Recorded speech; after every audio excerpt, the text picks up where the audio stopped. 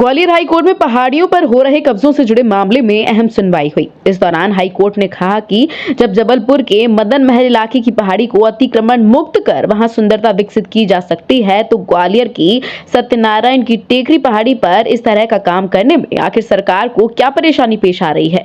High court ने यह सवाल प्रदेश सरकार से पूछा है। हाई कोर्ट ने कहा कि ऐतिहासिक और प्राचीन महत्व की सत्यनारायण की टेकरी पर अतिक्रमण दिनों दिन फैलता जा रहा है। असल में क्या, सत्यनारायण टेकरी जो है एक बहुत पुराना प्राचीन स्थल है और वो स्टेट टाइम का है। State time that was a watching tower, मतलब स्टेट टाइम में उस पर नज़र रखने के लिए कोई दुश्मन आ रहा है क्या, ये शहर के बाहर जो बना जाए तो वॉचिंग टावर था, तो स्टेट टाइम से था। उसके बाद जैसे ये स्टेट मर्ज हुआ तो लोगों ने उस पर अतिक्रमण करना शुरू कर दिया और वहाँ एक बहुत अच्छा मंदिर बना हुआ सत्यनारायण का मंदिर, और उस मंदिर के साथ साथ कई और मंदिर बने हुए हैं जो अपने हिंदू धर्म के मान्यता है, लोग उसमें जाता है। अब उसके बाद क्या हुआ कि वहाँ उस पर अतिक्रमण शुरू हुआ और अतिक्रमण इस सीमा तक शुरू हो गया कि वहाँ मतलब 4 व्हीलर को जाना मुश्किल पड़ गया, और जो मंदिर के जो संत महात्मा जो थे, जो वहाँ रहते थे मंदिर में, उनको भगाना शुरू कर दिया, उनकी मारपीट करना शुरू कर दिया, तुम यहाँ से भागो। और मंदिर की आसपास जितनी भी ज़मीन थी सब वहाँ कोई एक पार्षद हैं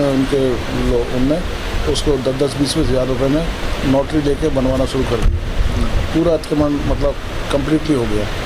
तो उसका एक बार जब उसमें PIL फाइल हुई तो PIL में ये ऑर्डर हुआ कि उसको देखें, उसकी सुरक्षा के लिए उस पर अतिक्रमण ना हो। उसके बाद कभी एक बार मौका लग गया जस्टिस नागू साहब का वहाँ जाने का, उन्होंने वहाँ जाकर के देखा तो उन्होंने पाया कि यहाँ तो बिल्कुल पूरा अतिक्रमण, अनसोशल एलिमेंट्स मंदिर में घुसे बैठे हैं, महिलाओं बच्चों को अंदर नहीं जाने दे रहे हैं और शराब पी रहे हैं, और जो भी गलत काम होते थे वहाँ वो सब मंदिर में चल रहे थे। और पुजारी को भी जो है ना मारपीट लगा दिया था।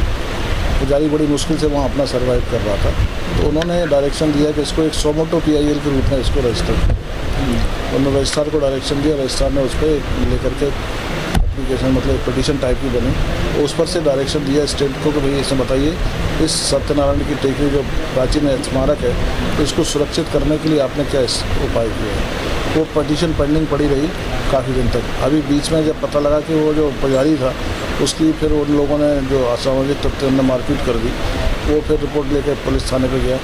वो जब थाने पे गया तो मुझसे संपर्क किया, तो फिर वो जो पुरानी वाली जो पिटीशन थी उसमें एक शीघ्र सुनवाई का आवेदन लेके कोर्ट को कहा कि साहब इसमें सुनवाई करें।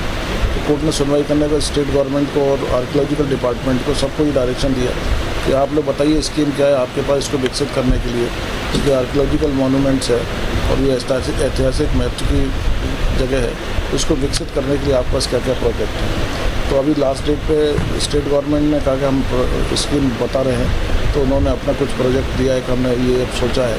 अब उन्होंने कहा इसका आप एक्ट अपॉन कैसे करेंगे इसको बताइए। तो वो सिचुएशन अभी चल रही है। अभी उनका गवर्नमेंट का रिप्लाई आ गया है, लेकिन अभी दूसरा रिप्लाई भी आना अभी बाकी है। कुछ उदाहरण दिया जबलपुर का क्या? वो मदन महल का उदाहरण दिया था कि मदन महल जो पहाड़ी थी उस पर भी ऐसे ही अतिक्रमण हुआ था, तो उसको अतिक्रमण जिस लाइट से दूर किया गया है, जैसे उसे सुंदर बनाया गया है, उसी स्कीम में उसी तरह से आप जो है अपनी कार्रवाई करें। उनको एक गाइडलाइंस दी जस्टिस आनंद पाठक साहब ने, जस्टिस तोमर साहब ने, कि उन जैसे जबलपुर में जो आनंद महल था उसको जो अतिक्रमण से जिस तरह से दूर किया है प्रशासन ने, वो नीति अपना करके आप उसको डेवलप करें। अगली सुनवाई अब दो हफ्ते बाद आ जाए।